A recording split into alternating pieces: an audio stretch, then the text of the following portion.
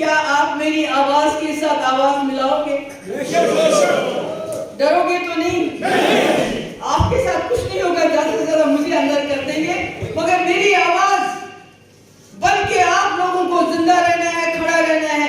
मैं आज हूं, कल रहूं न रहूं, मगर आपके ये जो छोटे छोटे बच्चे हैं, जो जवान हैं, इनका मुस्तकबिल, इनकी शिनाख्त, क्योंकि मैंने बार बार कहा, हमने गोडसे के हिंदुस्तान के साथ हाथ नहीं मिलाया है, हमने गांधी और नेहरू के हिंदुस्तान के साथ हाथ मिलाया है। अगर इसको गोडसे का हिंदुस्तान बनाएंगे तो हमें भी सोचना पड़ेगा।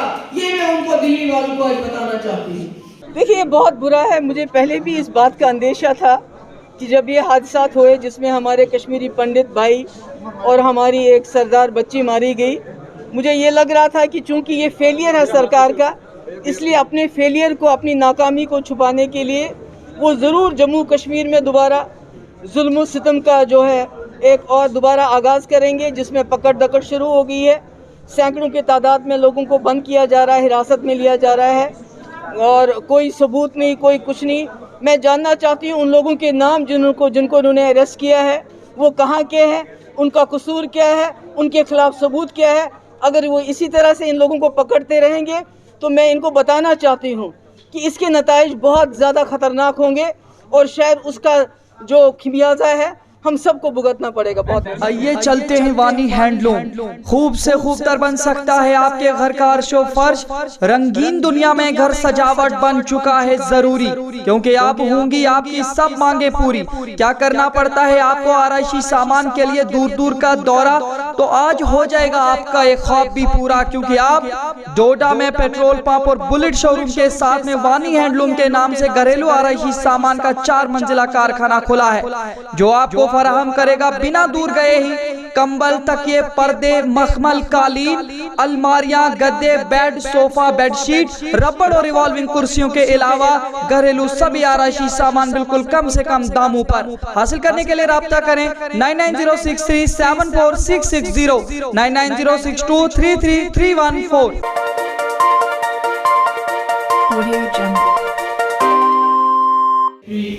सरदार रईस साहब, फिरदौस टाक साहब, एडवोकेट नासिर साहब, एजाज साहब, शहाबुल हक साहब, नजमुल साकिब, हमारे यहाँ के डिस्ट्रिक्ट प्रेसिडेंट हफीज साहब, तालिब साहब, अब्दुल रहमान कश्मीरी साहब, रियाज हुसैन साहब, तारिक साहब, अनीता ठाकुर जी, परवीना अख्तर साहिबा, निगर चौधरी जी, तालिब हुसैन साहब, फारूक अहमद साहब, रशीद जरगर साहब, मोहम्मद इकबाल साहब और जितने भी यहाँ बुजुर्ग, खासकर मुझे जवानों की तादाद यहाँ ज़्यादा नजर आ रही है, और हमारी बहनें, सबको मेरी तरफ से सलाम, मेरी तरफ से आदाब। साइड पर आओ, आप सब थोड़ा हट जाइए सामने से। हाँ, सब थोड़ा हट जाइए, हमको क्या देखते हैं, कवर नहीं हो पाएगा, थोड़ा नीचे नीचे बैठे हो फिर आए। तो आपको ये लोग ऊपर आ जाओ, ऊपर आ जाओ, ऊपर आ जाओ, ऊपर आ जाओ, ऊपर कहाँ आएंगे, आगे आगे। सब ये कह रहे थे आप मायूस क्यों हो, मैं खुद मायूस हूँ, क्योंकि जो हमारे साथ हुआ आज तक कभी ऐसा नहीं हुआ है। हमने एक मुस्लिम मेजॉरिटी स्टेट होने के बावजूद पाकिस्तान को तर्क करके एक गांधी के हिंदुस्तान, उस हिंदुस्तान के साथ हाथ मिलाया जहां जमहूरियत, जहां भाईचारा पनपता था। हम एक मुस्लिम मेजॉरिटी स्टेट थे, तमाम हिंदुओं ने ज्यादातर फैसला किया हम हिंदुस्तान के साथ जाएंगे, मुसलमानों ने फैसला किया हम पाकिस्तान के साथ जाएंगे, तो हमको भी फिर एक हिसाब से वही जाना था। मगर हमने फैसला किया नहीं, हम गांधी के हिंदुस्तान से मिलेंगे, नेहरू के हिंदुस्तान से मिलेंगे, अबू कलाम आजाद के हिंदुस्तान से मिलेंगे, भगत सिंह के हिंदुस्तान से मिलेंगे, बाबा आम्बेडकर के हिंदुस्तान से मिलेंगे। मगर हमें ये मालूम नहीं था कि एक दिन बीजेपी इसको गोडसे का हिंदुस्तान बनाएगी। ये हमने कभी सोचा नहीं था कि हमारे साथ जो वादे, जो शर्तें, जिन शर्तों पे हमने इतने बड़े मुल्क के साथ हाथ मिलाया, एक वक्त ऐसा आएगा कि जब गोडसे की सरकार यहाँ बनेगी तो वो हमसे हमारा हक, हमारी इज्जत, हमारा तशख्खुस, हमारी शिनाख्त सब छीन लेंगे। तो ये तो बिल्कुल इंसान तो सुन्न हो जाता है कि जब सोचते हैं हमारे साथ क्या हुआ। जब मैं रात को सोती हूँ तो जब मुझे याद आता है तो एकदम दिल दहल जाता है, सो जाती हूँ। फिर जब सवेरे उठती हूँ तो अपने आप को समझाती हूँ कि अगर हम खामोश हो गए, अगर हम चुप रहेंगे तो ये लोग हमारा वजूद मिटा देंगे। ये मैं बात में आप जवानों से बताना चाहती हूँ। मैं आपसे खुदा ना खास्ता कोई जंग लड़ने के लिए नहीं कह रही हूँ कि आप हथियार उठाओ, पत्थर उठाओ, नहीं, उससे तो कुछ होने वाला नहीं है। इनको तो बहाना मिलेगा पिटाई करने का उससे, मगर कदमे दिल में सुखने जबान से आपको सोचना है कि जो हमारा तशख्खुस 370 कोई खाली हमारे तशख्खुस की निशानी नहीं था, बल्कि हमारी जमीन, हमारा जायदाद, हमारे मिनरल्स, हमारे वसाइल, हमारी नौकरियां, हमारे बच्चों का मुस्तकबल, सबका वो पहरेदार था। एक झटके में ये सब हमसे छीन के ले गए। और कैसे लिया? डाका डाल के ले गए। और अगर हम लोग खामोश करके, मेरा तो आज कोई इलेक्शन नहीं है, आज तो मैं कोई वोट मांगने आपसे नहीं आई हूँ, बल्कि आप लोगों को थोड़ा सा धीरे धीरे जगाने आई हूँ कि सोए मत रहो, डरो मत, घबराओ मत। क्योंकि अकेली मुझे कभी कभी बड़ी कोफ्त होती है जब इनकी तकरीर मेरी तारीफों से शुरू होती है और तारीफों पे बंद होती है। मुझे अच्छा नहीं लगता। तारीफ इंसान की पीठ के पीछे थोड़ी बहुत करो तो ठीक है, पर मुंह पे तारीफ तारीफ तारीफ। मैं क्या हूं? मैं अकेले क्या करूं? मैं अकेली लड़ाई नहीं लड़ सकती। मैं आपको बताना चाहती हूँ, खासकर यहाँ के जवानों को बताना चाहती हूँ जिनका मुस्तकबल दांव पे लगा हुआ है। आपके पास पांव धरने के लिए 1 इंच जमीन नहीं रहेगी, ढूंढना पड़ेगा। वो जो जम्मू कश्मीर में लोग रहते थे, चाहे वो डोगरा रहता था, चाहे वो कश्मीरी रहता था, चाहे मेरा गुजर भाई रहता था, चाहे पहाड़ी रहता था, हिंदू रहता था, वो कैसा होता था, उसकी जबान कैसी, वो क्या बोली बोलता था। अगर हम खामोश रहे तो हमारा वजूद मिट जाएगा।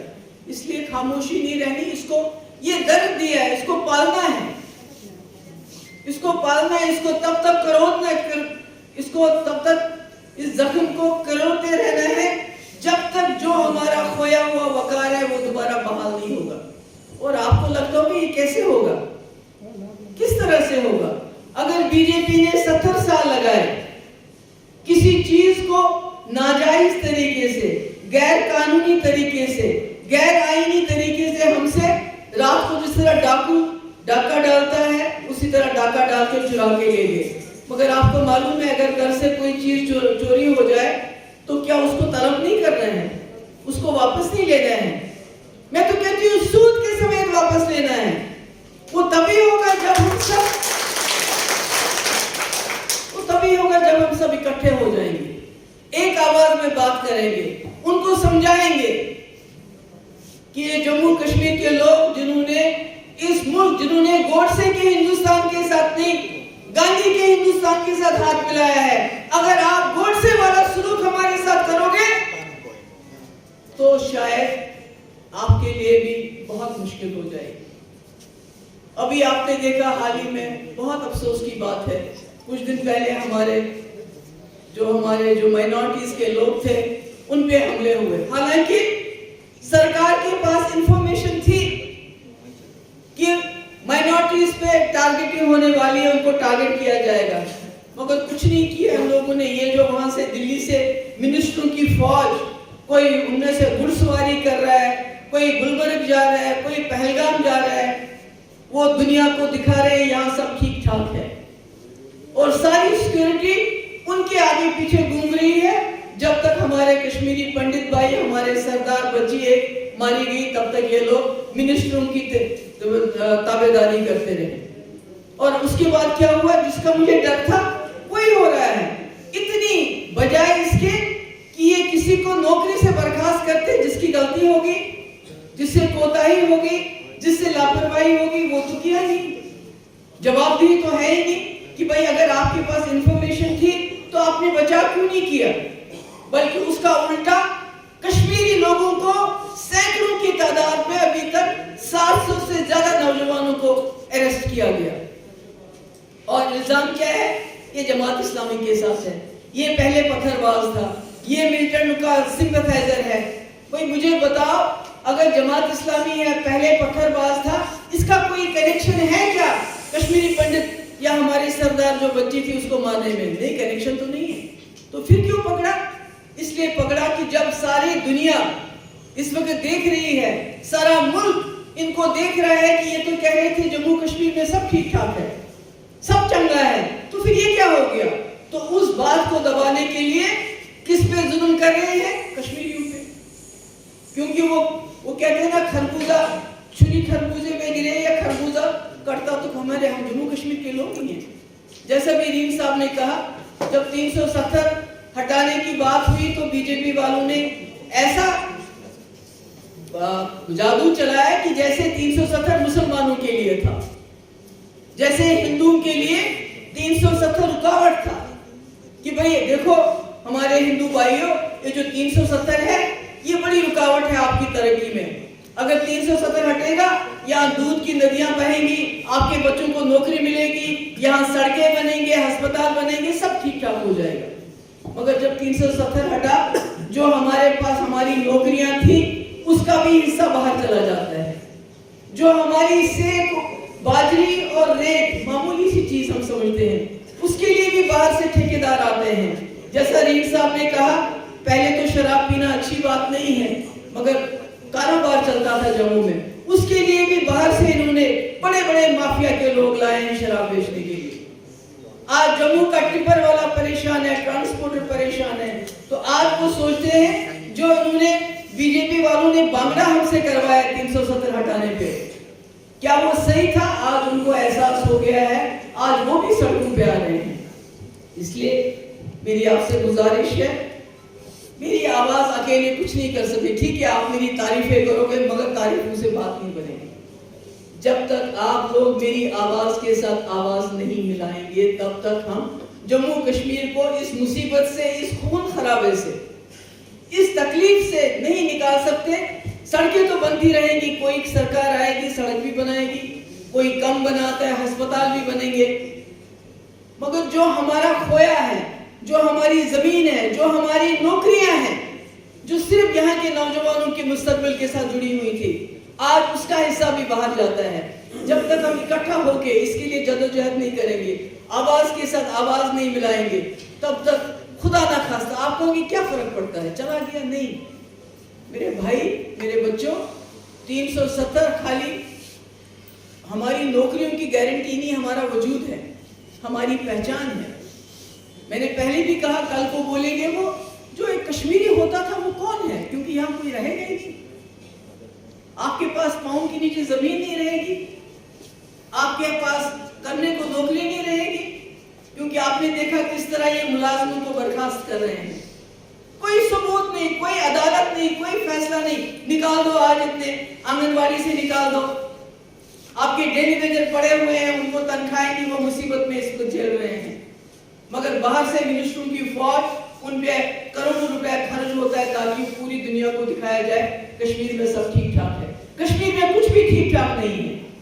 कश्मीर के लोगों का दम उठता है, आप बात करोगे तो शाम को थाने में बुलाते हैं आपको, अगर आप किसी और चीज के लिए भी सड़क पे निकलोगे तो शाम को बुलाते हैं आपको। जब हमारे सरदार और हमारे कश्मीरी पंडित भाई मारे गए तो हमारी पार्टी ने जुलूस निकालना चाहा, पुलिस ने निकालने नहीं दिया।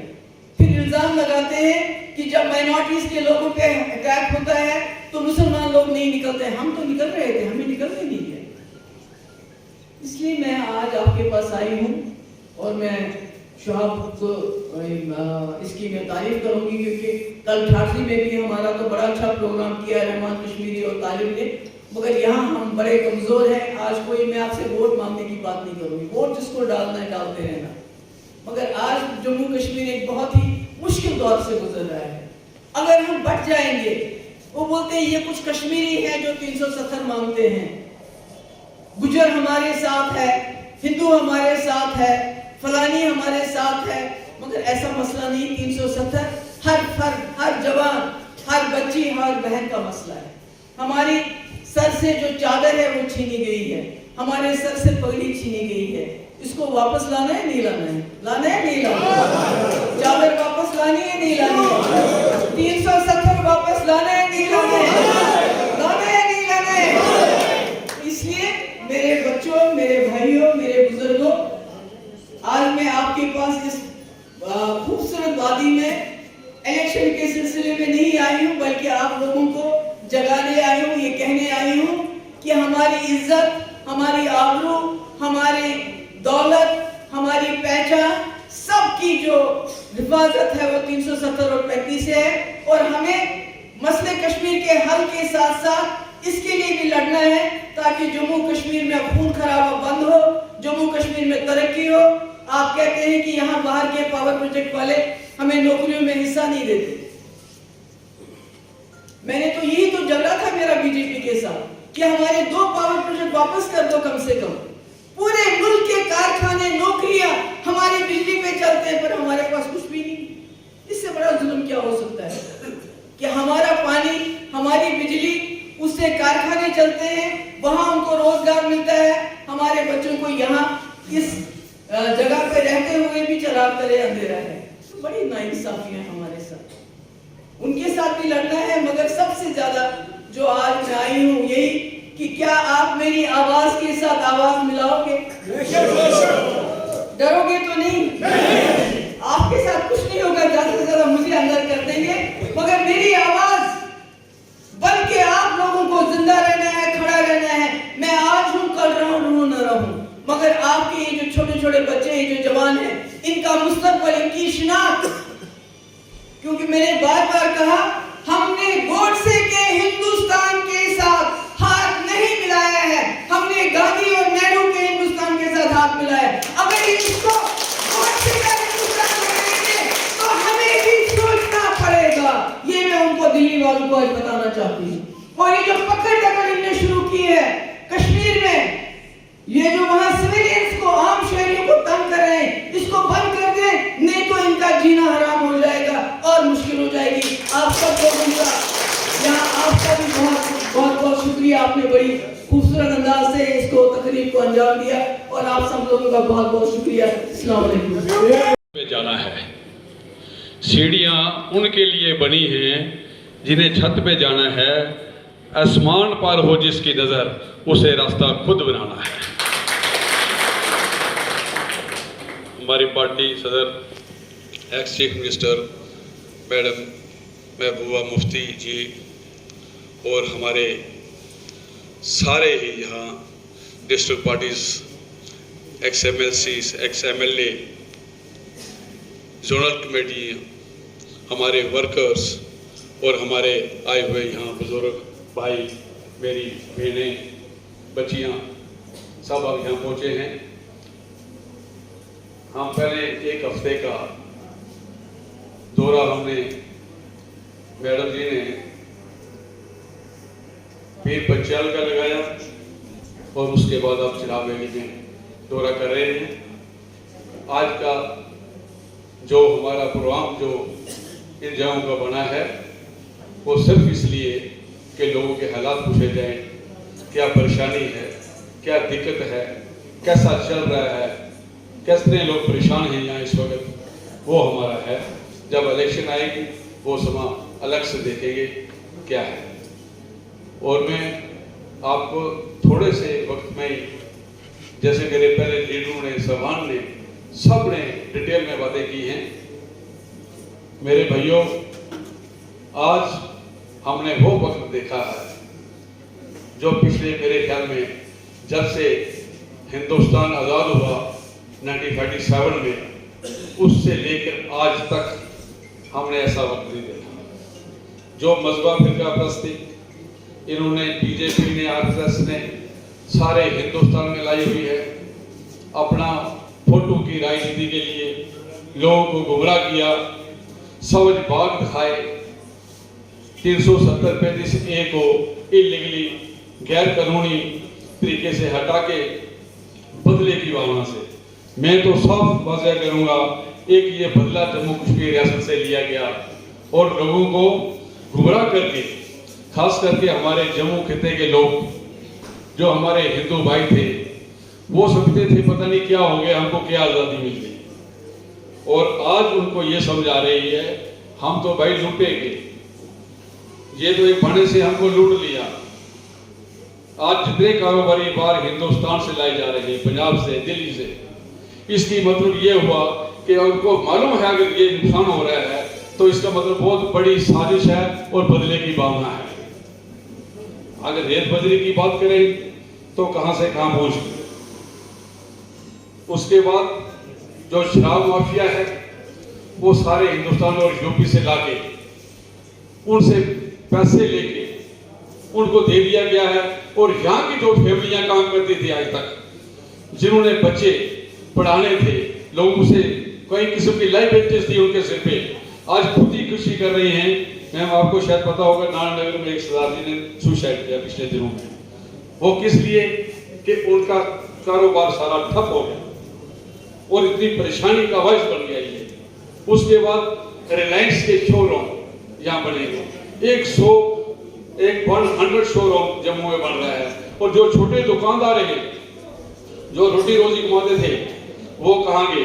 उनके पास 4 मुलाजिम थे, वो बेरोजगार हो गए, उनकी फैमिलियां कहाँ जाएंगी? और कई किस्म के ऐसे मसला हैं जो उन्होंने सेक्रेटरी मूव की बात करें तो सेक्रेटरी मूव जो हो रहा था वहां से लोग यहाँ आते थे, लाखों लोगों की दुकानदारी चलती थी, लाखों करोड़ों की शॉपिंग करते थे लोग, वो व्यापार बिल्कुल ठप हो गया है। और लोग आज जम्मू वाले वही लोग, वो जो लड्डू मिठाई बांट रहे थे, वो आज क्या कर रहे हैं? नारे लगा रहे हैं कि उनके खिलाफ मुजाहरे कर रहे हैं। सिटी चौक पे जाके आप देखिए वहां हो रहा है। इसका मतलब क्या हुआ? इसका मतलब ये हो रहा है कि गवर्नमेंट टोटल फेलियर है, total failure government Jammu Kashmir रियासत में इस वक्त चल रही है, जिसको आजकल के यूटी बना के बैठे हुए हैं। और हम उस खुदा से, वाहिगुरु से, भगवान से प्रार्थना करेंगे कि जल्दी से जल्दी वो दिन जो आए कि जिसमें हम फिर अपना स्टेज ला सके और अमन ईमान से ये जिंदगी लोग पसंद करें।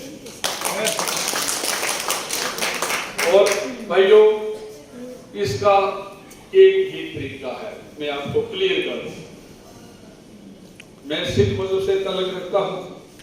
हमारे मजहब में ना किसी से जुल्म करना सिखाया हमारे गुरुओं ने, ना जुल्म देखना सिखाया।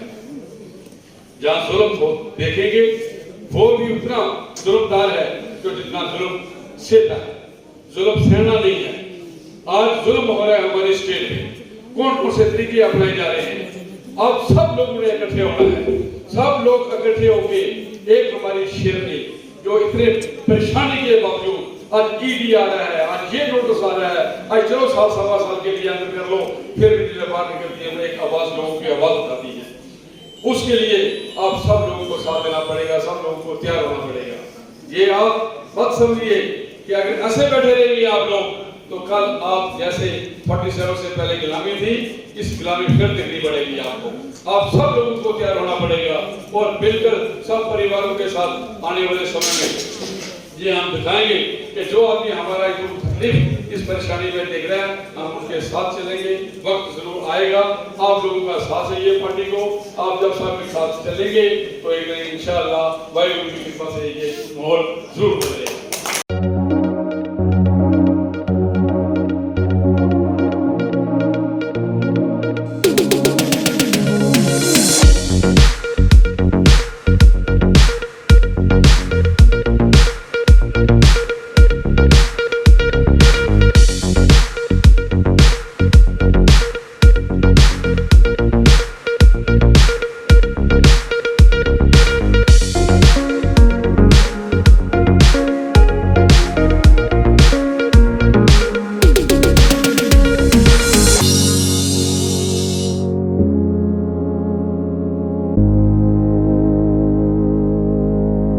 तामीराती कामों की है भरमार, घर बनाना चाहते हैं सब शानदार, बिना मजबूती वाले घर हैं खर्चादार, क्योंकि बार बार सस्ता महंगा एक बार। अगर चाहते हैं आप भी घर शानदार तो जरा भी न करिए इंतजार, क्योंकि आप डोडा के गणपत ब्रिज से कुछ फासले की दूरी खलैनी रोड पर प्रो बिल्डर्स ने खोला है हॉलो ब्लॉक्स का कारखाना, जिसमें अंबुजा सीमेंट से बनाए गए हॉलो ब्लॉक्स के छोटे बड़े सभी साइज कम से कम दामों पर दस्तयाब हैं। हॉलो ब्लॉक्स कच्ची ईंटों से ज्यादा मजबूत, पत्थरों से कम दाम कामों और वक्त की तेज रफ्तारी को पकड़ने में आसानी पैदा करने के अलावा मजदूरी की उजरत में कमी लाने में नुमाया रोल अदा करता है। हासिल करने के लिए जल्दी से इन नंबरात पर राब्ता करें 7006820070 9906763071।